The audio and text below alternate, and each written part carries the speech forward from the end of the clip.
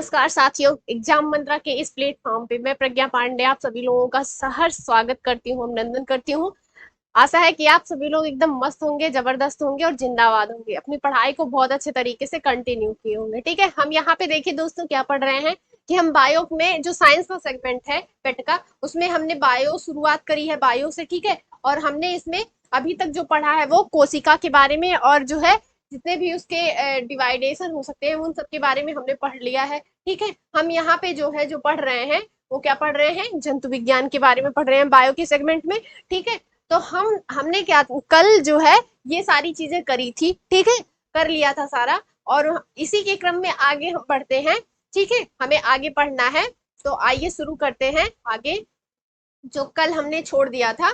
ठीक है, उसी के बारे में हम यहाँ आगे कल मतलब आज से शुरू करेंगे। देखिए हमने कहाँ तक कल हमने कहाँ तक पढ़ लिया था, ये सारी चीजें हमने पढ़ ली थी। ठीक है, इसमें वन लाइनर क्वेश्चन पूछे जाते हैं, तो आप इसको बहुत ध्यान तरीके से देखिएगा। ठीक है, सारे क्वेश्चन कल वाले बताया था मैंने पूरा एकदम बढ़िया से। तो आज जो बचा है, आज हम इसी सेगमेंट में आगे शुरू करते हैं। ये सारी चीजें हमने पढ़ ली थी कल।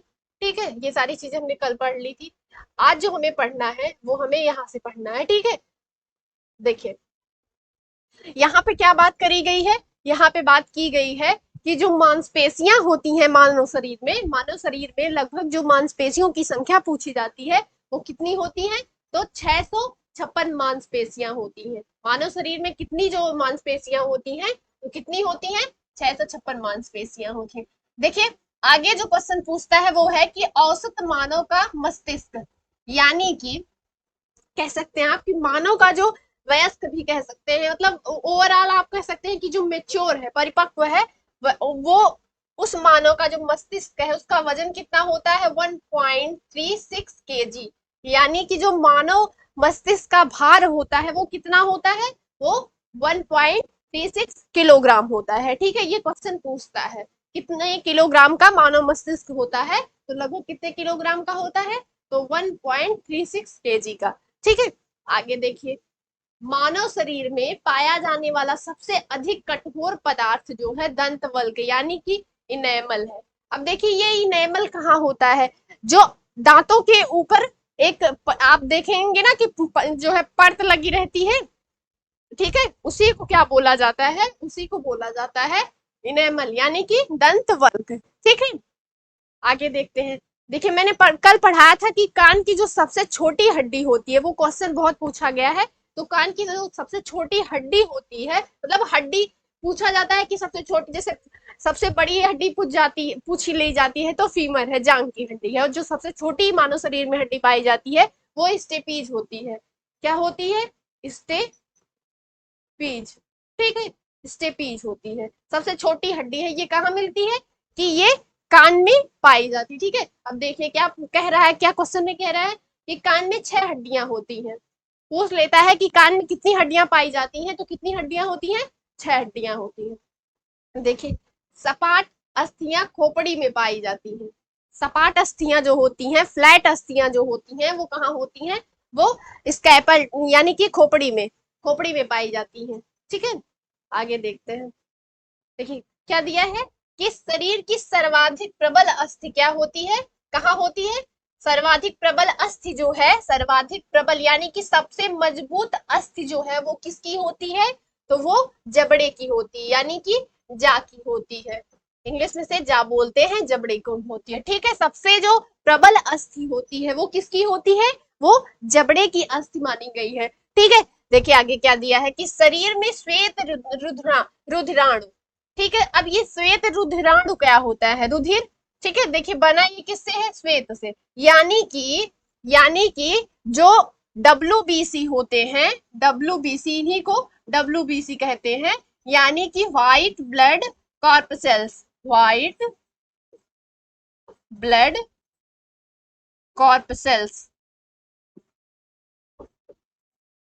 ठीक, कॉर्पसेल्स। ठीक है, ये क्या होता है, इनका जो मुख्य कार्य होता है, वो मुख्य कार्य क्या है, मुख्य कार्य जो है शरीर से रोगों की रक्षा करना। अगर ये WBC जो है मानव शरीर में नहीं रहता है, तो जो मानव शरीर है वो कई रोगों का घर बन जाता है। ठीक है, इसी की कमी से मानव शरीर में रोगों की अधिकता हो जाती है, यानी कि WBC कम हो जाएगा। तो क्या जो है, क्या ज्यादा सबसे प्रभावी कारक क्या हो जाएगा उसमें, यानी कि शरीर जो है वो बहुत बीमार रहने लगेगा।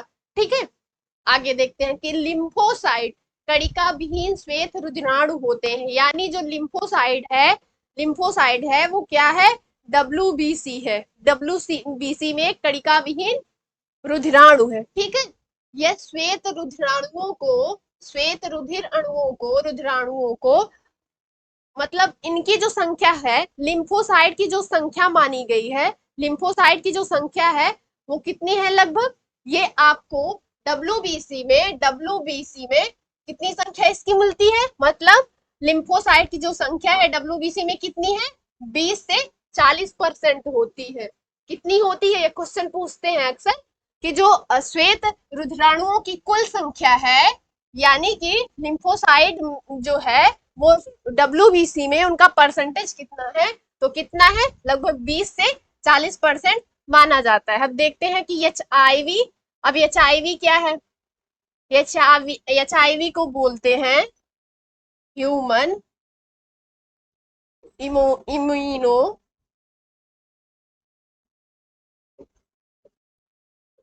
Deficiency defi virus virus. ठीक है, इसका फुल फॉर्म है, यानी एच एच आई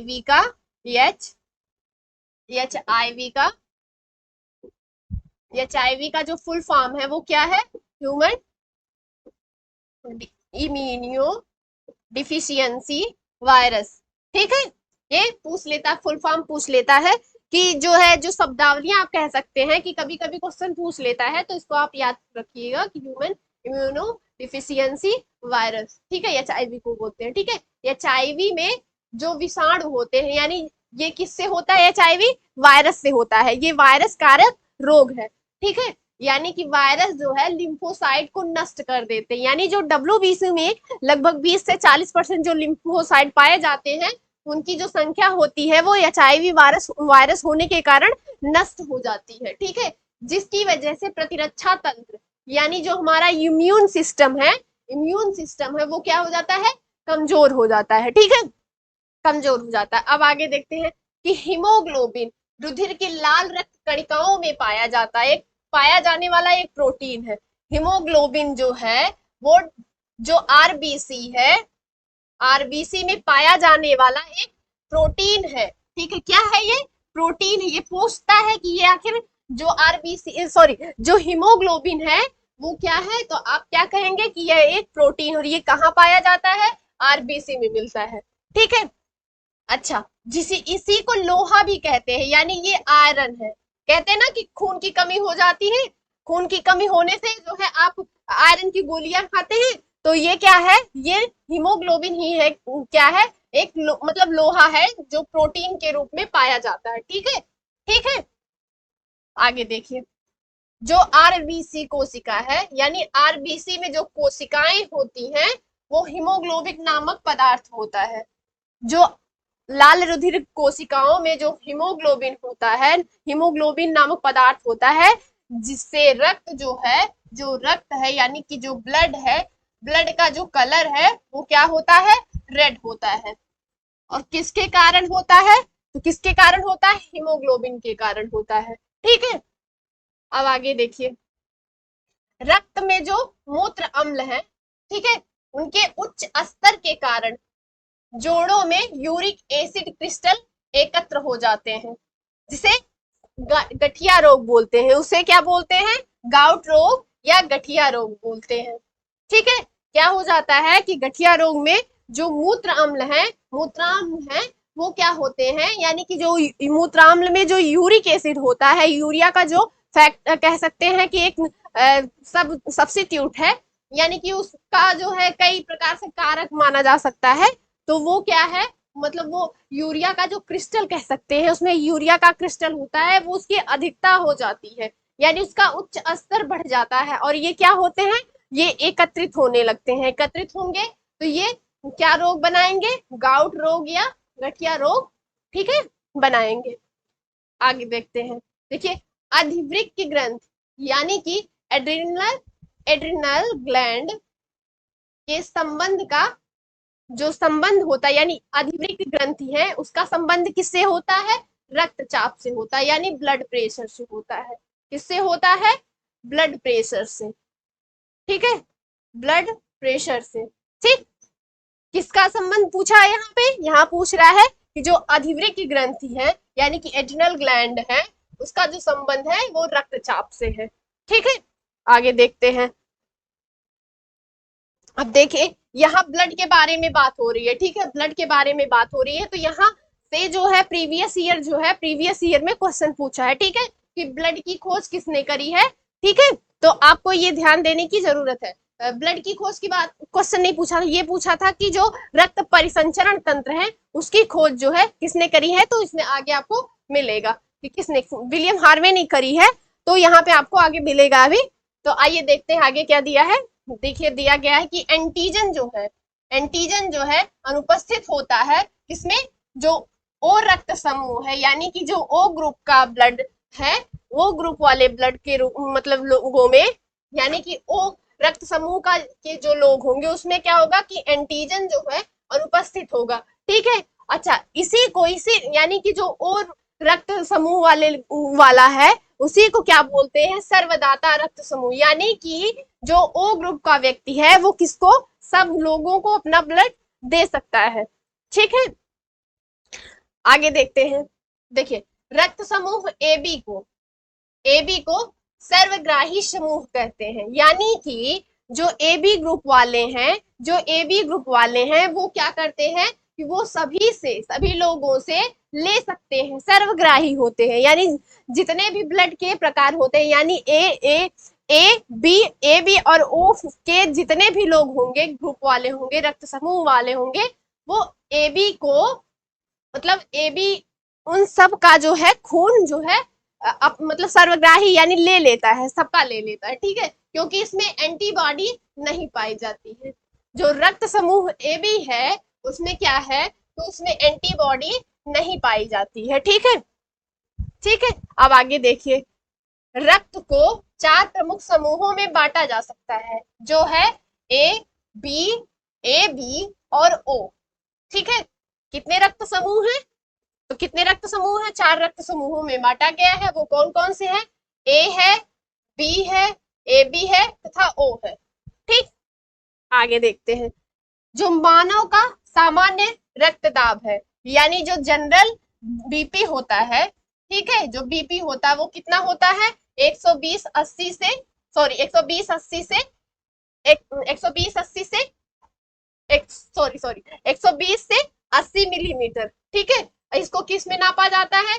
ये इसमें पारा में नापा जाता है। ठीक है, ये पारा में नापा जाता है, जिसमें 180/20 जो पारा डिनोट करता है वो क्या डिनोट करता है? तो ये डिनोट सिस्टोलिक को करता है, और जो 80 मिलीमीटर पारा है वो डायस्टोलिक को डिनोट करता है। ठीक, हालांकि ये क्वेश्चन नहीं पूछता है कि सिस्टोलिक और डायस्टोलिक क्या है, लेकिन ये जरूर क्वेश्चन पूछता है कि जो बीपी होता है वो किसमें नापा, मतलब उसका जो माप दर है वो कितना है, तो कितना 120 से 80 है मिलीमीटर है। ठीक, अब देखिए ये क्वेश्चन बहुत ही ज्यादा इंपॉर्टेंट है और बहुत ही ज्यादा क्वेश्चन पूछा भी गया है। जो रक्तदाब है यानी बीपी जो है, बीपी को स्फेगमो मैनोमीटर यंत्र द्वारा नापते हैं। ठीक है, इसमें ये क्वेश्चन पूछता है कि जो बीपी है यानी रक्तदाब को किस यंत्र द्वारा मापते हैं, तो किसमें मापते हैं? स्फेगमो मैनोमीटर यंत्र के द्वारा मापते हैं। ये आप जब पढ़िए तो इसको बढ़िया से हाईलाइट करके पढ़िएगा ताकि ये सारी चीजें याद रहे, क्योंकि यहाँ पे वन लाइनर क्वेश्चन पूछ लिए जाते हैं, इंपॉर्टेंट क्वेश्चन है, तो ठीक है ध्यान दीजिएगा। आइए आगे बढ़ते हैं। देखिए यहाँ पे क्या दिया गया है कि यदि बॉडी में रक्तदाब यानी बीपी जो है वो कम हो जाता है, यानी कम होता है, तो एड्रिनल ग्लैंड से यानी एड्रिनल ग्रंथ से एड्रिनलिन हार्मोन्स निकलता है। कौन निकलता है? कौन सा हार्मोन्स निकलता है? एड्रिनलिन हार्मोन्स निकलता है। ठीक है, जो रक्तदाब को बढ़ा देता है, यानी बीपी जो है, बीपी हाई किस प्रॉब्लम हो जाती है, यानी कि बीपी जो अगर शरीर में रक्तदाब कम हो तो एड्रिनल ग्लैंड से एड्रिनलिन हार्मोन्स निकलता है, जिसकी वजह से बीपी जो है वो बढ़ जाती है। ठीक है। हाइपरटेंशन शब्द का प्रयोग उच्च रक्तदाब के संदर्भ में यूज होता है, यानी हाई हाई बीपी के हाई जब बीपी हो जाती है तो उसमें यूज किया जाता है किसको? हाइपरटेंशन शब्द को। ठीक है। इस व्यक्ति को हाइपरटेंशन हो गया है। ठीक है। तो क्या हो जाता है इसमें? बीपी जो है बहुत ज्यादा बढ़ जाती है, यानी कि हाई हो जाती है। ठीक है। आगे देखिए, यदि मानव शरीर में रक्त की अपर्याप्त आपूर्ति हो, यानी कि जितना ब्लड मानव शरीर को चाहिए, लगभग 5 से 6 लीटर जो है मानव शरीर में खून रहता है, उसके संदर्भ में ये कह रहा है कि अगर अपर्याप्त आपूर्ति हो यानी ब्लड की कमी हो तो इसे इस्कीमिया कहते हैं। ये एक प्रकार का रोग है। ठीक है। इस्कीमिया कहते हैं।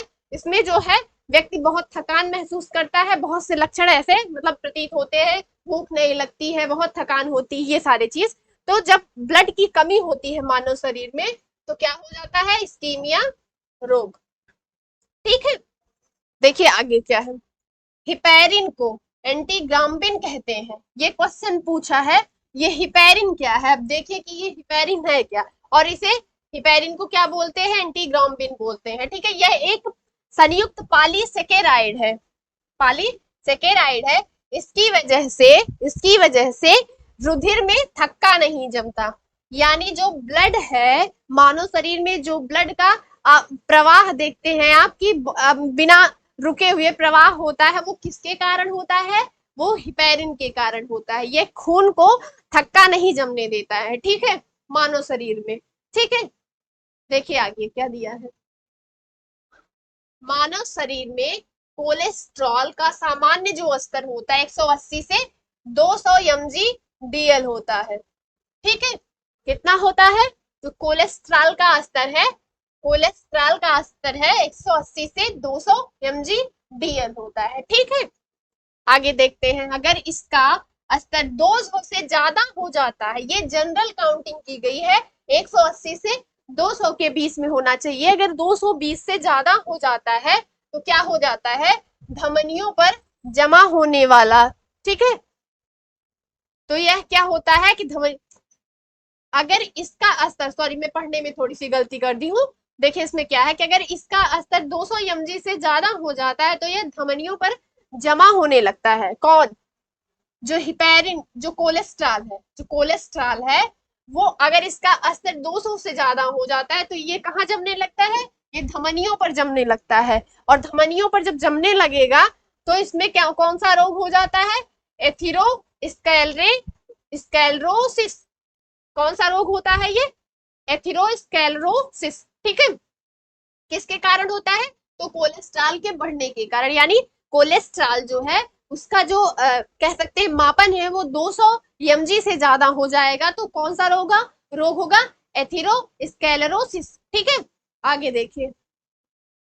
ठीक है। देखिए यहाँ पे क्या दिया है कि मानव मनुष्य में यानी स्वस्थ मनुष्य में लगभग 5 से 6 लीटर जो होता है वो ब्लड रहता है। कितना रहता है? 5 से 6 लीटर ब्लड रहता है। ठीक है। जिसका पीएच जो है 7.4 होता है। अच्छा 7.4 होता है तो जैसे ही 7 से अबव जाएगा, यानी 7 से अबव जाएगा तो क्या हो जाएगा? ये क्षारीय होता है।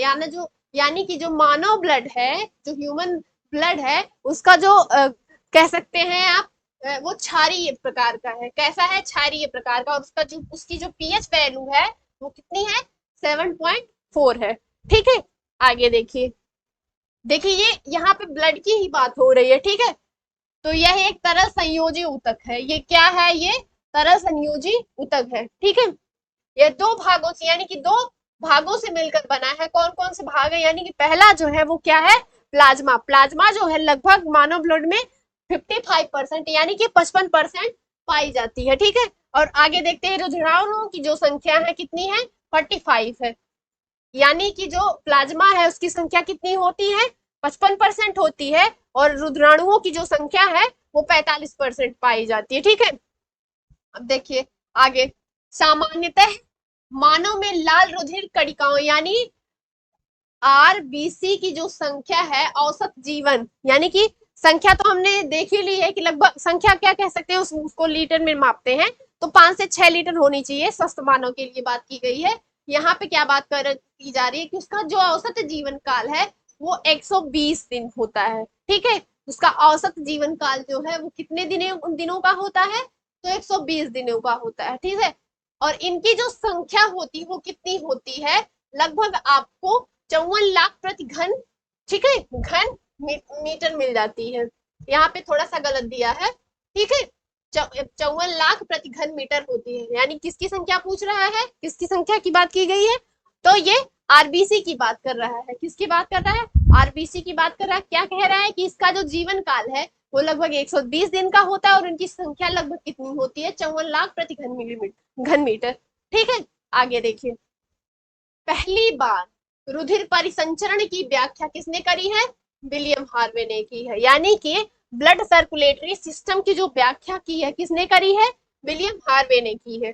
ठीक है, देखिए आगे, लसिका कोशिकाएं रोगों का प्रतिरोध करने में सहायता करती हैं। देखिए मैंने बताया ना कि जो लिम्फोसाइड होता है, लिम्फोसाइड को ही क्या बोलते हैं, लसिका कोशिका बोलते हैं। ठीक है, ये कहाँ मिलती है, ये आरबीसी में, आपको मैंने बताया कि आरबीसी में मिलती है। ये क्या करती हैं कि रोगों का प्रतिरोध करती है, यानी इम्यून सिस्टम को ये बढ़ाती हैं, जिससे रोगों जो मानव शरीर में रोग होता है उससे उसको कमी की जा सके। ठीक है, देखिए आगे क्या है, ये क्वेश्चन पूछता है अक्सर, बहुत ही ज्यादा क्वेश्चन पूछता है कि ऐसा कौन सा अंग है, मतलब मानव शरीर में ऐसा कौन सा अंग है जो कभी भी विश्राम ही नहीं करता है। ठीक है, तो यहाँ पे दिया गया है, इसको देखिए ध्यान से, जो मानव शरीर है उसमें जो हृदय है यानी हार्ट है, वो क्या करता है, कभी विश्राम ही नहीं करता। यानी आप सोते हैं, आप 24 घंटे में 6 घंटे 7 घंटे 8 घंटे सो लेते हैं, लेकिन जो मानव शरीर में हार्ट है वो 24 घंटे अपना वर्क करता है। ठीक है, 24 घंटे वर्क करता है। ठीक है, यहाँ पे जो दिया गया है उसको पढ़ते हैं।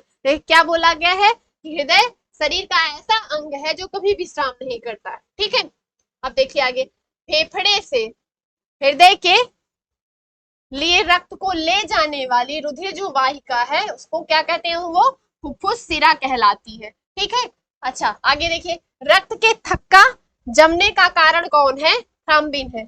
जैसे मैंने बताया कि रक्त के जो थक्का ना जमने का कारण कौन है, तो वो हिपैरिन है, और रक्त के थक्का जमने का कारण कौन बनता है, वो थ्रोम्बिन को बोलते हैं। ठीक है, ये दोनों क्वेश्चन पूछते हैं अक्सर, तो इसको ध्यान दीजिएगा। आइए देखते हैं।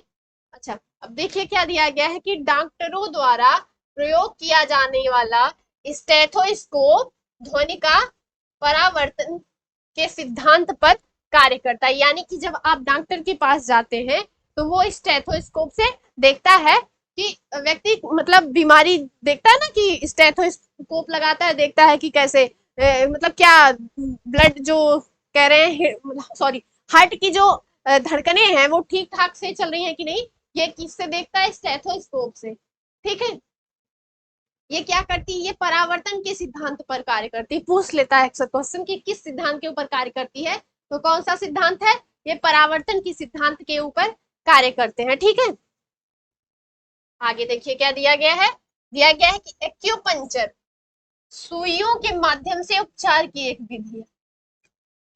देखिए अक्सर कभी कभी ये हो जाता है कि किसी व्यक्ति को हार्ट अटैक आता है, तो उसको अच्छे तरीके से सांस नहीं मिल पाती है, तो वहां पे क्या करते हैं कि सुई के माध्यम से चुभा के, ऊपर से ही चुभा के उसको जो है ऑक्सीजन देने की कोशिश की जाती है। वही यहाँ पे बात की गई है कि यह एक उपचार की विधि है, इसे क्या बोलते हैं, एक्यूपंक्चर बोलते हैं।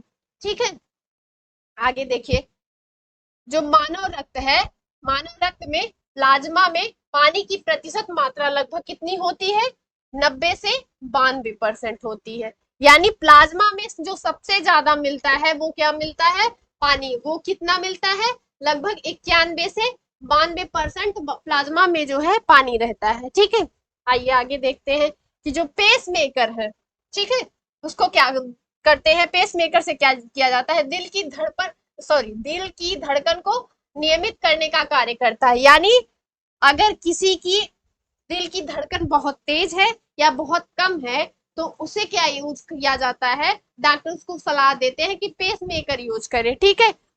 वो क्या करता है कि दिल की धड़कन को नियंत्रित करता है या नियमित करता है, ठीक है, रेगुलेट करता है या रेगुलर करता है कि जनरली जो है चीजें चले, ठीक।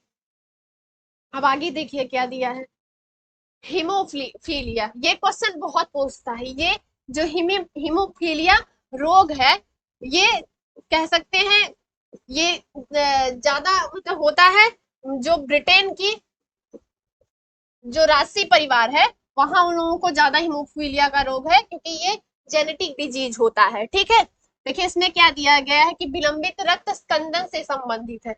क्या होता है हीमोफीलिया रोग में कि अगर आपको चोट लग जाती है तो ब्लड जो बहता है ना, बहता है कुछ टाइम बाद देखते हैं आपकी जो विटामिन के होता है उसकी वजह से या थ्रोम्बिन की वजह से थक्का बन जाता है, दोनों के कारण, मतलब दोनों रीजन होते हैं उससे। लेकिन क्या होता है कि ये हिपेरिन की कमी होती है हेमोफीलिया रोग के रोगी को, ठीक है। उसमें क्या होता है कि रक्त का थक्का ही नहीं जमता, यानी ब्लड बहता ही रहता है, बहता ही रहता है, ठीक है। यहाँ पे वही बात कही गई है, ठीक है। आगे देखिए,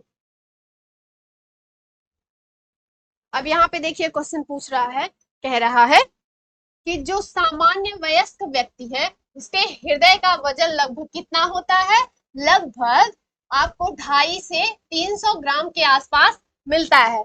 यानी कि जो ठीक व्यक्ति है, यानी किस कोई भी रोग नहीं है, सामान्य यानी औसत व्यक्ति है, तो उसके हृदय का जो लगभग वजन होता है, हृदय उसका हार्ट जो होता है वो कितने ग्राम का होता है, 250 से दो मतलब 2.5 ग्राम से लेकर 300 ग्राम, यानी ठीक है, 2.5 ग्राम से लेकर 250 से 300 ग्राम के आसपास होता है, ठीक। अब देखिए क्वेश्चन यहाँ पे बहुत पूछा जाता है कि जो मानव हार्ट है वो कितने चैम्बर में बांटा गया है, तो कितने चैम्बर में होते हैं, मानव हार्ट जो है वो 4 कक्षों में बांटा गया है। कितने कक्षों में बांटा गया है, 4 कक्षों में वो बांटा गया है, ठीक। 4 चैम्बर होते हैं इसमें, मानव हार्ट में, ठीक है। आइए देखते हैं ईसीजी, ईसीजी यानी इलेक्ट्रोकार्डियोग्राम, एक प्रकार का चिकित्सीय परीक्षण है, ठीक है। इससे हृदय की गतिविधि देखी जाती है, यानी हार्ट की गतिविधि को देखने के लिए हम क्या करते हैं, डॉक्टर लोग क्या करते हैं, ईसीजी का प्रयोग करते हैं, ठीक है, कि हार्ट जो है अपनी गतिविधि को सही किए हुए है अथवा उसमें कुछ दिक्कत है, ठीक है। तो किसके द्वारा होता है, इलेक्ट्रोकार्डियोग्राम के द्वारा होता है, ठीक है। आगे देखिए, हृदय यानी हार्ट से संबंधित जो बीमारियों का अध्ययन किया जाता है उसको क्या बोलते हैं, उसे कार्डियोलॉजी बोला जाता है, ठीक है। हार्ट से संबंधित जो बीमारियां होती हैं उनका अध्ययन जो किसमें किया जाता है, तो इलेक्ट्रोकार्डियोलॉजी के अंतर्गत किया जा सकता है, सॉरी कार्डियोलॉजी कहते हैं, कार्डियोलॉजी के अंतर्गत किया जाता है, ठीक है। आगे देखिए, अब ये जो क्वेश्चन पूछ रहा है ये बहुत ज्यादा इंपॉर्टेंट है, ठीक है, इंपॉर्टेंट है। ये देखिए क्या पूछा है, पीयूष ग्रंथि यानी जो पिट्यूटरी ग्लैंड है उसे मास्टर ग्लैंड के नाम से भी जाना जाता है। पीयूष ग्रंथि को मास्टर ग्रंथि के नाम से जाना जाता है। पीयूष ग्रंथि जो होती है वो कहाँ मिलती है, हाइपोथैलेमस में, यानी कि ये माइंड में, ब्रेन में रहती है। पीयूष ग्लैंड, पिट्यूटरी ग्लैंड, ठीक है, इसी को बोलते हैं। आगे देखिए कि जो पीयूष ग्रंथि है वो शरीर की सबसे छोटी अंतःस्रावी ग्रंथि है।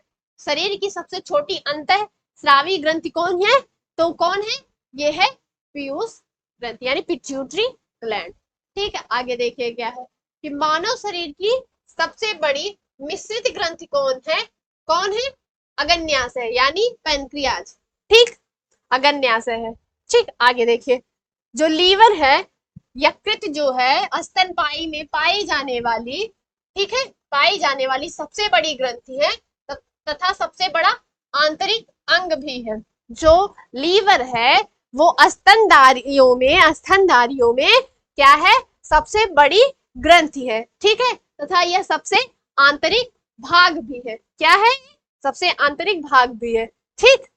आगे देखिए दिया है क्या है कि थायराइड से थायरॉक्सिन नामक हार्मोन निकलता है। जो थायराइड होता है, थायराइड भी एक ग्रंथि है, ठीक है, थायराइड भी एक ग्रंथि है, तो उससे क्या निकलता है, ये थायरॉक्सिन नामक हार्मोन्स निकलता है। अब ये हार्मोन्स क्या करता है, इसका मेन काम है उपापचयी क्रिया। अब उपापचयी क्रिया क्या होती है, ये देखिए क्या है कि ये पाचन मतलब मानव को ऊर्जा के लिए क्या करना होता है, भोजन ग्रहण करता है, अंतर ग्रहण करता है, तो ये पाचन करता है, श्वसन करता है, ठीक है, उत्सर्जन की क्रिया करता है। ये सभी क्रियाएं जो होती हैं, ये कौन सी क्रियाएं हैं, तो ये उपापचयी यानी मेटाबॉलिक क्रियाएं हैं, ठीक है। अब देखिए यहाँ पे बोला क्या था कि जो थायराइड है यानी थायराइड ग्रंथि से थायरॉक्सिन नामक हार्मोन्स निकलता है, जो इन क्रियाओं को यानी उपापचयी मेटाबॉलिक क्रियाओं की दर को बढ़ा देता है, ठीक है। कौन कार्य करता है, थायरॉक्सिन, ठीक है। और कहां से निकलता है, थायराइड ग्लैंड से, ठीक है। आगे देखिए क्या दिया है, आयोडीन की कमी से धंधा नहीं, इसे घेघा रोग बोलते हैं। कौन सा रोग, घेघा रोग, ठीक। घेघा रोग हो जाता है किसकी कमी से, आयोडीन की कमी से। तभी तो हम ज्यादा यूज करते हैं आयोडाइड नमक, ठीक है। अगर आयोडाइड नमक नहीं यूज करेंगे तो घेघा रोग हो जाएगा, ठीक है।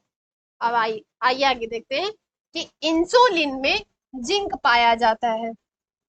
जिंक कहाँ पाया जाता है, इंसुलिन में, ठीक। आगे देखिए, इंसुलिन का जो आविष्कार है किसने किया है, बैटिंग और वेस्ट ने लगभग वर्ष 1932 में, ठीक है। किसने में किया है, वर्ष 1932 में किया है। किसने किया है, बैटिंग और वेस्ट ने। किसकी खोज, इंसुलिन की, ठीक है। आगे क्या दिया गया है, ऑक्सीटोसिन एक स्तनपायी हार्मोन्स के रूप में कार्य करने वाला क्या है, प्रोटीन है। कौन, ऑक्सीटोसिन की बात की गई है। ऑक्सीटोसिन क्या है, एक प्रोटीन है, ठीक है। आगे देखिए क्या दिया गया है, अधिवृक्क ग्रंथि यानी कि एड्रिनल ग्रंथि से एड्रिनेलिन और नार एड्रिनेलिन नामक हार्मोन्स निकलते हैं, ठीक है, जो शरीर को उत्तेजित करते हैं, शरीर को उत्तेजित करते हैं। इसे संघर्ष या पलायन का हार्मोन्स भी कहा जाता है, ठीक है, ठीक है। आगे देखिए क्या दिया है, आगे दिया है कि जो नरलिंग यानी नरलिंग जो पुरुष सेक्स हार्मोन्स है, ठीक है, उसे किसके नाम से जानते हैं, एंड्रोजन के नाम से जाना जाता है, ठीक है। यहाँ पे दिया मुख्य नरलिंग हार्मोन्स यानी सॉरी मेल सेक्स हार्मोन्स जो है उसे क्या बोलते हैं, टेस्टोस्टेरोन कहते हैं, ठीक है, ठीक। आगे देखिए, ये क्वेश्चन पूछते हैं तो ये ध्यान देना जरूरी हो जाता है, बढ़िया से पढ़िएगा ध्यान देकर, ठीक है। आगे देखिए क्या कहा गया है कि वृद्धिकर हार्मोन्स यानी वृद्धिकर हम पिट्यूटरी ग्रंथि द्वारा बनाए जाते हैं, यानी जो मानव के वृद्धि का कारण बनते हैं, जो हार्मोन्स जो है मानव वृद्धि का कारण है, वो कहाँ से निकलते हैं, वो पिट्यूटरी ग्लैंड से निकलते हैं, ठीक है। पिट्यूटरी ग्लैंड कहाँ मिलती है, वो हाइपोथैलेमस में आपको मिल जाती है, ठीक है। आगे देखिए क्या दिया गया है, यहाँ पे देखिए दिया गया कि पेप्सिन एक पाचक एंजाइम है। पेप्सिन क्या है, यह एक पाचक एंजाइम है। पेप्सिन क्या है, यहाँ पे यह एक पाचक एंजाइम है, ठीक है। आगे देखिए, आगे दिया है कि जो शरीर में इंसुलिन की कमी से मधुमेह यानी डायबिटीज मेलिटस नामक रोग हो जाता है। किसकी कमी से, शरीर में इंसुलिन की कमी अगर हो जाए तो हमें कौन सा रोग होता है, तो हमें क्या हो जाता है, यानी कि मधुमेह यानी कि डायबिटीज मेलिटस रोग हो जाता है, ठीक है। अब देखिए जैसे मैंने बताया कि पुरुष हार्मोन्स आपको पता चल गया, एंड्रोजन बोलते हैं, इसी को टेस्टोस्टेरॉन भी बोलते हैं। अब आगे देखिए क्या है कि एस्ट्रोजन जो है ये स्त्रीलिंग हार्मोन्स है, ठीक है, ये फीमेल सेक्स हार्मोन्स है। कौन, एस्ट्रोजन, ठीक है। क्वेश्चन पूछते हैं तो आप इसको ध्यान दीजिएगा, ठीक। आगे देखिए क्या, पीनियल ग्रंथ मस्तिष्क में होती है। जो पीनियल ग्रंथि है वो कहाँ होती है, मस्तिष्क में पाई जाती है, ठीक है। कलर ब्लाइंडनेस, ठीक है, वर्णांता एक आनुवांशिक बीमारी यानी जूनोटिक डिजीज है। कैसी है, जूनोटिक डिजीज है, ठीक है, जिसमें मनुष्य जो है लाल और हरे रंग में अंतर नहीं कर पाता, यानी रेड और ग्रीन उसे अच्छे से नहीं दिखता है, रेड और ग्रीन जो है उसमें अंतर ये नहीं कर पाता है, रेड और जो ग्रीन है उसमें अंतर नहीं कर पाता है। ठीक है, आगे देखिए, इलेक्ट्रो, ठीक है, इंसेफेलोग्राफी यानी कि ईईजी का प्रयोग जो होता है वो मस्तिष्क की गतिविधि को जानने के लिए किया जाता है, यानी किसका, ईईजी यानी कि इलेक्ट्रो इंसेफेलोग्राफी का जो यूज होता है वो मस्तिष्क की गतिविधि को जानने के लिए, यानी ब्रेन जो वर्क करता है उसकी गतिविधि जानने के लिए किसका प्रयोग किया जाता है, इलेक्ट्रो इंसेफेलोग्राफी का। ठीक है, आगे देखिए क्या है कि सबसे बड़ा जो एक कोशिकीय यूनिसेलुलर जो जीव है, ठीक है, वो कौन है, एसिटेबुलेरिया है। कौन है, एसिटेबुलेरिया है। ठीक है, इसका नाभिक भी सबसे बड़ा होता है। ठीक है, एक सबसे बड़ा एक कोशिकीय जो जीव कौन सा है, एसिटेबुलेरिया है। और ये इसका जो नाभिक, यहाँ नाभिक लिखा हुआ है लेकिन यहाँ क्या है, इसका जो नाभिक है, ठीक है, नाभिक है वो सबसे बड़ा होता है। ठीक, आगे देखिए, जो नीली वेल है, ठीक है, यानी जो ब्लू वेल है, वेल है, ठीक, वेल है, वो सबसे बड़ा शावक पैदा करती है। ठीक है, जिसकी लंबाई 24 फीट, उसकी लंबाई कितनी होती है, 24 फीट, तथा उसका जो वजन है वो कितना होता है, 4 टन, यानी 4 टन का वो शावक पैदा करती है। ठीक है, आगे देखिए, व्हेल का जो गर्भावस्था का काल है, ठीक है, वो लगभग कितने वर्ष का होता है, वो 1 वर्ष का होता है। ठीक, आगे देखिए, जो व्हेल है, व्हेल, सील या चमगादड़ जो है ये क्या है, स्तनधारी वर्ग में आते हैं। ठीक है, जबकि जो मत्स्य वर्ग है वो एक पृथक वर्ग माना गया है। ठीक है, अलग जो मत्स्य वर्ग है, व्हेल जो है स्तनधारी वर्ग में मानी जाती है, लेकिन जो अलग जो मत्स्य वर्ग है, मछली जो समूह है वो अलग यानी पृथक वर्ग में वर्ग में कहे जाते हैं। ठीक, यहाँ दिए देखिए क्या दिया है कि व्हेल एक विशालतम स्तनधारी जीव है। ठीक, पृथ्वी पर विशालतम जीवित जो पक्षी है वो कौन सा है, वो शुतुरमुर्ग का माना जाता है। ठीक है, ये कहाँ मिलता है, ये अफ्रीका में पाया जाता है। आगे देखते हैं कि जो सबसे छोटा पक्षी है वो कौन सा पक्षी है, वो गुंजन पक्षी है। ठीक है, यानी कि हमिंग बर्ड है। ठीक है, इसे हमिंग बर्ड भी बोलते हैं, हमिंग बर्ड। ठीक, जो सबसे छोटा पक्षी कौन सा है, गुंजन पक्षी या हमिंग बर्ड।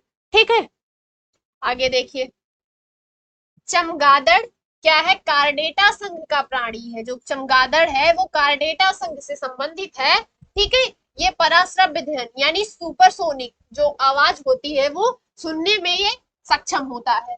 ठीक है, कौन, चमगादड़ की बात की जा रही है। देखिए आगे दिया है कि पेंथेरा टाइग्रिस जो है वो क्या, उसको क्या बोलते हैं, उसको बाघ बोलते हैं, उसका साइंटिफिक नेम है ये।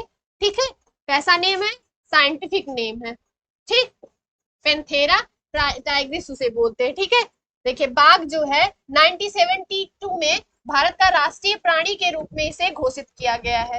ठीक है, आगे देखिए क्या है कि जो बैक्टीरिया है वो नाइट्रोजन चक्र में सबसे महत्वपूर्ण भूमिका निभाता है। ठीक है, इसके बारे में हमने कल बात करी है बहुत अच्छे तरीके से कि नाइट्रोजन फिक्सेशन का जो काम होता है वो बैक्टीरिया कैसे करता है, वो सारी चीजें हमने पढ़ ली है। ठीक है, तो यहाँ पे जो दिया गया है वो देखिए, आगे दिया गया है कि महासागरीय पारिस्थितिकीय तंत्र का सबसे क्या है, सबसे अधिक अस्थाई तंत्र माना गया है। जो पारिस्थितिकीय तंत्र है, सबसे अस्थाई पारिस्थितिकीय तंत्र है, वो कौन सा है, वो कौन सा है, वो महासागरीय है। महासागरीय पारिस्थितिकीय पारिस्थितिकीय तंत्र माना गया, महासागरीय पारिस्थितिकीय तंत्र सबसे अस्थाई माना गया है। ठीक है, आगे देखिए क्या है कि पृथ्वी पर जीवाणु और कवक जो है वो क्या है, अपमार्जक है। ठीक है, अपमार्जक है। आगे देखिए क्या दिया गया है कि आनुवांशिकता के बारे में सर्वप्रथम जानकारी किसने दी, तो 1866 में ग्रेगर जार मेंडल ने दी। ठीक है, इन्होंने क्या किया कि 1866 में मटर के पौधे पर प्रयोग किया और इन्होंने आनुवंशिकता के बारे में जनमानस के सामने जानकारी प्रस्तुत करी। ठीक है, आगे देखिए कि ग्रेगर जॉर्ज मेंडल को ही अनुवांशिकता का क्या बोलते हैं, फादर ऑफ जूनोटिक्स। ठीक है, अनुवांशिकता का पिता बोला जाता है। आगे देखिए कि जीन जो है जीवित प्राणियों की अनुवांशिक इकाई होती है।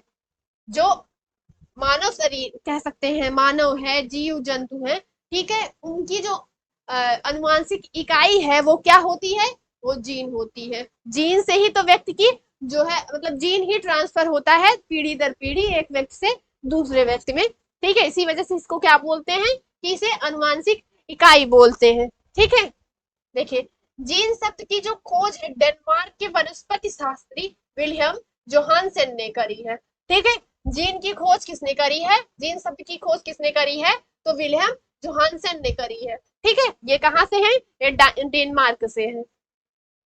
आगे देखिए कि जो डीएनए की संरचना का सही मॉडल वाटसन और क्रिक ने 1553 में दिया है। तो इन्होंने क्या दिया है, डीएनए का जो डबल हेलिक्स मॉडल है किसने दिया है, वाटसन और क्रिक ने, किसमें, सन 1953 में। ठीक है, डीएनए की संरचना का मॉडल है, ठीक, डबल हेलिक्स मॉडल। आगे देखिए कि डीएनए को जीवन का रासायनिक ब्लूप्रिंट कहा जाता है। इसी के थ्रू यानी डीएनए से ही व्यक्ति की पहचान की जाती है। ठीक है, आगे देखिए, देखिए क्या है कि मानव डिंब में गुणसूत्रों की जो संख्या है लगभग 23 जोड़ी मानी गई है। इसके बारे में हमने पढ़ा है कि मानव गुणसूत्र जो होते हैं वो 23 जोड़ी माने जाते हैं। ठीक है, आगे देखिए कि प्रथम एंटीबायोटिक यानी पेंसिलिन की जो खोज करी है 1929 में सर अलेक्जेंडर फ्लेमिंग ने। ठीक है, 1929 में सर अलेक्जेंडर फ्लेमिंग ने करी है इसकी खोज, यानी कि पेंसिलिन की खोज करी है। ठीक है, आगे देखिए कि ट्यूबरकुलोसिस से बचाव के लिए बीसीजी का टीका लगाया जाता है। ठीक है, किसका टीका लगता है, बीसीजी का टीका लगता है। ठीक है, आगे देखिए कि पीतुजर एक वायरस के संक्रमण से होता है, यानी जो येलो फीवर है, येलो फीवर है, ठीक है, इसे येलो फीवर बोलते हैं, येलो फीवर। तो ये किसके कारण होता है, वायरस के संक्रमण के कारण से होता है। ठीक है, ये कौन करता है, एडीज नामक मच्छर द्वारा फैलता है, यानी येलो फीवर एडीज नामक मच्छर से फैलता है, ये वायरस के संक्रमण से होता है। ठीक है, आगे देखिए फाइलेरिया के लिए वुचे वुचेरेरिया बैंक्रो फटाई नामक जो सूत्र है, ठीक है, उत्तरदायी कारक माना गया है। फाइलेरिया जो रोग होता है वो किसके लिए, किसके कारण होता है, वुचेरिया ब्रैंकोफटाई नामक जो कह सकते हैं उसके उनके लिए उत्तरदायी है। ठीक है, फाइलेरिया।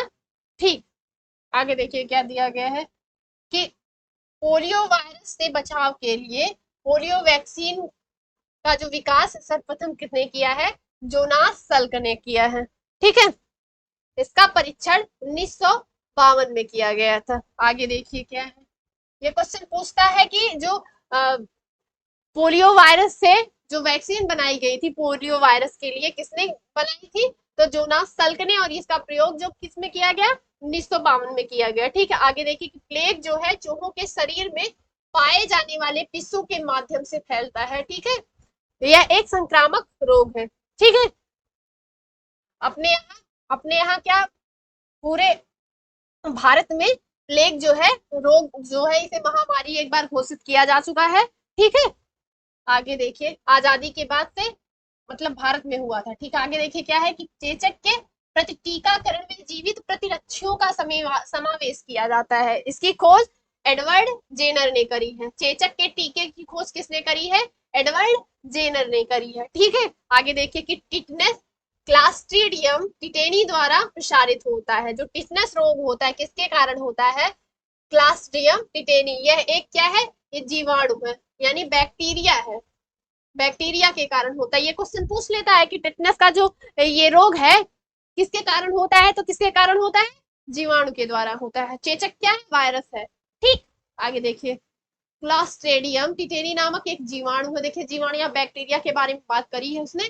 ठीक है, इस रोग के उपचार हेतु यानी डीपीटी का, डिप्थीरिया का जो है टीका लगाया जाता है। डीपीटी का जो है टीका लगता है क्लास्ट्रोडियम टिटेनी, यानी किसके लिए, यानी टिटनेस के लिए। आगे देखिए क्या है कि रोहिणी इसी को क्या बोलते हैं, गला घोटू या डिप्थीरिया बोलते हैं। ये किससे होता है, ये भी बैक्टीरिया से होता है। किससे होता है, बैक्टीरिया से होता है। किससे होता है, बैक्टीरिया से रोग होता है, जीवाणु से होता है। किससे होता है, जीवाणु से, यानी कि बैक्टीरिया से होने वाला रोग है। ठीक है, बैक्टीरिया। आगे देखिए क्या है कि जो रोहिणी है यानी गला घोटू है, ये गले की बीमारी है। ठीक है, जबकि जो इन्फ्लुएंजा है वो एक वायरस है। जो गला घोटू यानी डिप्थीरिया जो है वो क्या है, एक गले से संबंधित बीमारी है। और ये किससे होता है, ये बैक्टीरिया से होता है। लेकिन जो इन्फ्लुएंजा है वो क्या होता है, एक वायरस है। ठीक है, वायरस से फैलता है, जिसे इन्फ्लुएंजा वायरस भी कहते हैं। ठीक है, आगे देखिए क्या है कि जो सल्मोनेला टाइफी है वो बैक्टीरिया द्वारा टाइफाइड रोग उत्पन्न करता है। यानी टाइफाइड होने का जो कारण है वो किस बैक्टीरिया के द्वारा होता है, तो सल्मोनेला टाइफी के द्वारा बैक्टीरिया, सल्मोनेला टाइफी नामक बैक्टीरिया के कारण क्या रोग हो जाता है, टाइफाइड रोग हो जाता है। ठीक है, आगे देखिए कि पीलिया जो है लीवर से संबंधित रोग है। पीलिया जो एक सब कुछ अक्सर क्वेश्चन पूछा है कि पीलिया जो है किससे संबंधित रोग है, तो पीलिया जो है यकृत से संबंधित रोग है। ठीक है, आगे देखिए क्या है कि जो मलेरिया रोग है वो प्लाज्मोडियम, ठीक है, प्लाज्मोडियम गण के प्रोटोजोआ परजीवी के माध्यम से होता है। मलेरिया रोग का वाहक कौन है, तो प्लाज्मोडियम नामक जो प्रोटोजोआ है उसके कारण होता है। ठीक है, आगे देखिए कि मलेरिया सबसे प्रचलित संक्रामक रोगों में से एक है, बहुत ज्यादा होता है ये।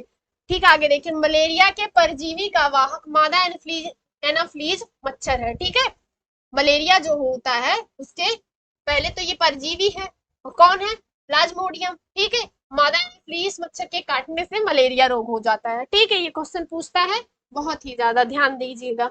आगे देखिए क्या है, मक्खी का जो वैज्ञानिक नाम है क्या है, मस्का डोमेस्टिका। मक्खी का जो घरेलू मक्खी है, कौन सी मक्खी है, घरेलू मक्खी, घरेलू मक्खी को क्या बोलते हैं, मस्का डोमेस्टिका। ठीक है, ये कई रोगाणुओं के वाहक यानी कैरियर का काम करती है, यानी बहुत ही ज्यादा वाहक है, फैलाती बहुत ज्यादा है। ठीक है, यह मनुष्यों में हैजा, मियादी बुखार, क्षय यानी कि टीबी, अतिसार, ठीक है, प्रमेह, संग्रहणी, कोढ़ इत्यादि घातक बीमारियों को फैलाती है। मक्खी जो है कितने रोगों को फैलाती है, ये देखिए हैजा है, मियादी बुखार है, क्षय है, अतिसार है, प्रमेह, संग्रहणी या कोढ़ इत्यादि रोगों का कारक है। ठीक है, आगे देखिए क्या है कि फीता कृम यानी फैसियोला हिपैटिका भेड़ की आंत में परजीवी के रूप में पाया जाता है। फीताकृम रोग भी होता है, मतलब मानवों में भी होता है। ठीक है, तो ये जंतुओं से मानवों में फैलता है। तो फीताकृम जो है वो फैसियोला हिपैटिका भेड़ की आंत में पाया जाने वाला परजीवी है। ठीक है, यानी फीताकृम जो रोग है वो परजीवी से होता है। ये क्वेश्चन पूछा है तो आप इसको ध्यान दीजिएगा। आगे देखिए क्या दिया है कि दूध से दही के रूप में जमने का कारण लैक्टोबैसिलस नामक जीवाणु है।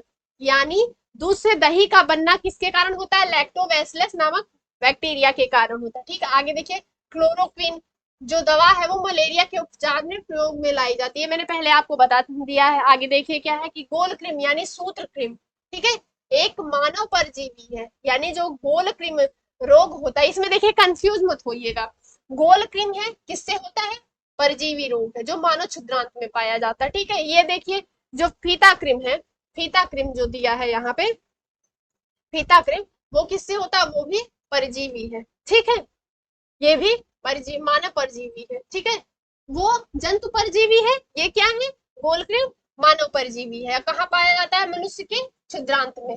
ठीक है, आगे देखिए कि इन्फ्लुएंजा जो वायरस है वो किसके द्वारा फैलता है, तो मैंने बताया कि वो वायरस है। ठीक है, इन्फ्लुएंजा वायरस है, विषाणुओं के द्वारा यानी वायरस के द्वारा फैलता है। आगे देखिए क्या दिया है, चिकन पॉक्स यानी वायरस के कारण होता है। चिकन पॉक्स जो होता है यानी कि जो चेचक है, चेचक जो है किसके कारण होता है, तो वो वायरस के कारण होता है। आगे देखिए क्या है कि डिप्थीरिया यानी डीपीटी आप इसे बोलते हैं, इसका टीका लगता है। डिप्थीरिया एक संक्रामक रोग है। ठीक है, आगे देखिए कि एड्स वायरस शरीर के प्रतिरक्षा तंत्र को नष्ट कर देता है।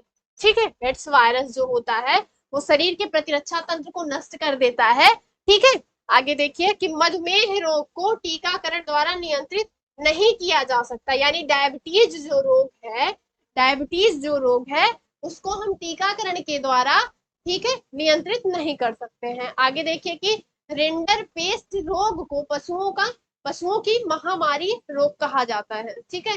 किस रोग को? तो कौन सा रोग है? रिंडर पेस्ट है। कौन सा रोग है? रिंडर पेस्ट, पशुओं की महामारी कहा जाता है, ठीक है। आगे देखिए क्या दिया है इसी के बारे में। रिंडर पेस्ट एक प्रकार के वायरस के द्वारा उत्पन्न होता है, यानी जो रिंडर पेस्ट है जिसे पशुओं की महामारी कहा जा सकता है, वो किसके कारण होता है? तो वायरस के कारण होता है। आगे देखिए क्या है कि उंगली के नाखून में विद्यमान जो प्रोटीन है उसे क्या बोलते हैं? इसका नाम है कैरोटीन, ठीक है। आगे देखिए कि मरीचिका जो कि पूर्ण आंतरिक परावर्तन के फलस्वरूप उत्पन्न होती है। देखिए ये क्वेश्चन के रूप में यहाँ पे आपको सारी चीजें मिल गई हैं, तो बायो में आपको ये जो है फिजिक्स का क्वेश्चन आपको देखने को मिल गया है, तो कोई बात नहीं है।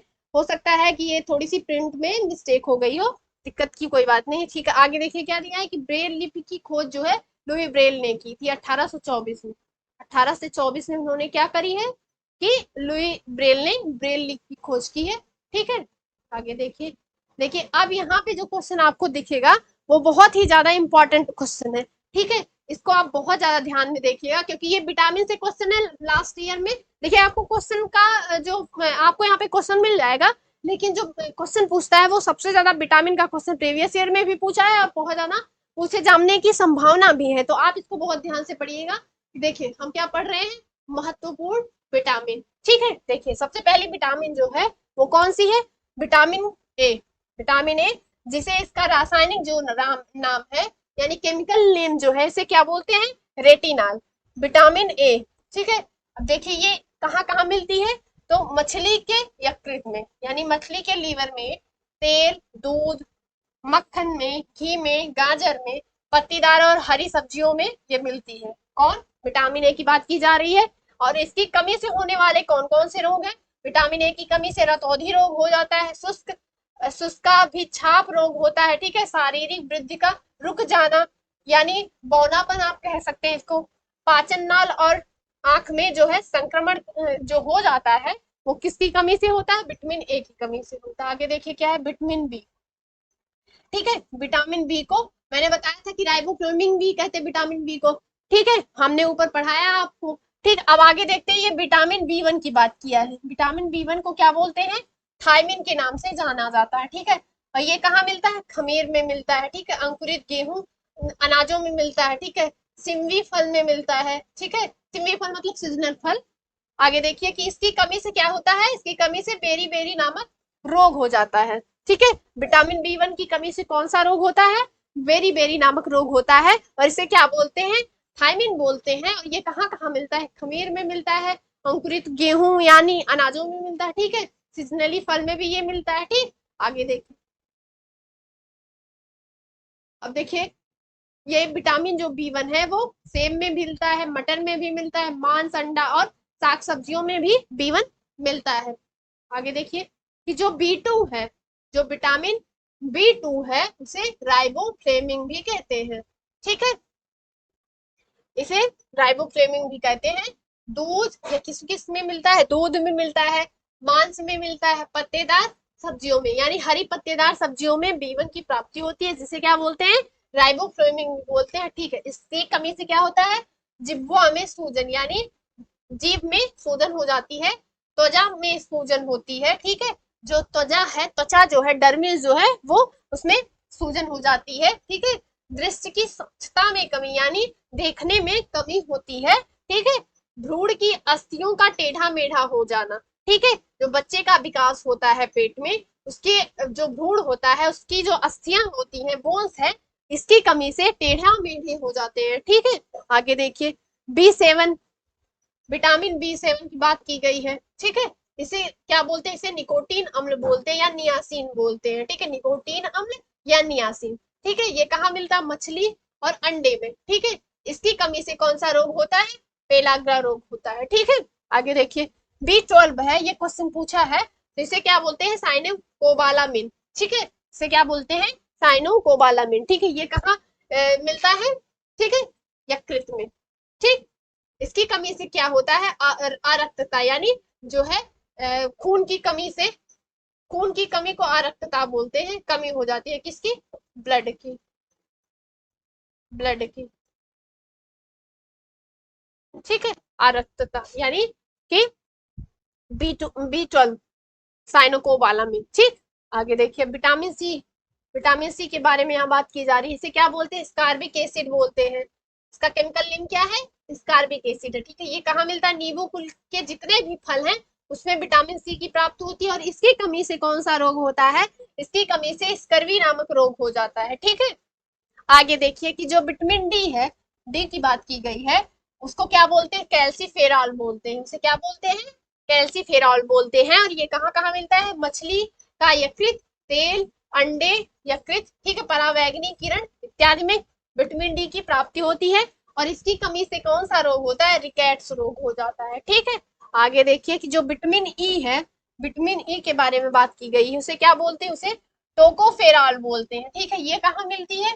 सलाद की पत्तियां, जो सीजनली फल है उनमें, सेब, मटर इत्यादि में क्या मिलती है? विटामिन ई की प्राप्ति होती है। ठीक है, इसकी कमी से क्या होता है? बंध्यता रोग हो जाता है। ठीक है, पेशीय में दिक्कत होती है, तंत्रिका तंत्र संबंधी जो है बीमारी हो जाती है। ठीक है, आगे देखिए विटामिन के की बात की गई है, केवन की बात की गई है, जिसे फिलो क्विनोन कहते हैं। ठीक है, इसकी प्राप्ति कहाँ होती है? हरी सब्जियों से होती है। ठीक है, रक्त को दोषपूर्ण जमना से कौन सा रोग हो जाता है? कि रक्त को दोषपूर्ण जमना। यहाँ केवन की बात की गई, वही के विटामिन के की बात हो रही है यहाँ पे। तो ये रक्त के थक्का बनने में क्या होता है? प्रभावी कारक होता है। ठीक है, केवन यहाँ लिखा है लेकिन ये के है। ठीक है, तो प्यारे साथियों, आज के लिए इतना ही। ठीक है, अब इसी के बाद हम क्या पढ़ेंगे? इसी के क्रम में हम आगे पढ़ेंगे कि जो कह सकते हैं कि आप इसी के क्रम में हम फिजिक्स के बारे में आगे से पढ़ना शुरू करेंगे। जितना भी क्वेश्चन पूछा गया है वो लगभग लगभग हम लोगों ने थोड़ा जल्दी वे में करवा लिया है, क्योंकि वन लाइनर क्वेश्चन ही पूछते हैं। तो हमने यहाँ तक बढ़िया से पढ़ा। ठीक है, इसी के क्रम में हम आगे पढ़ेंगे। हाँ, तो आज के लिए बस इतना ही। धन्यवाद। ठीक है, कल से हम जो है फिजिक्स शुरू करेंगे। ठीक, तो आशा है कि आप सभी लोग बढ़िया से एकदम मस्त से पढ़ रहे होंगे। आराम से पढ़ाई करिए। ठीक है, अच्छे तरीके से, टेंशन लिए बिना। तो रखते हैं, आज के लिए इतना ही। धन्यवाद। धन्यवाद क्लास।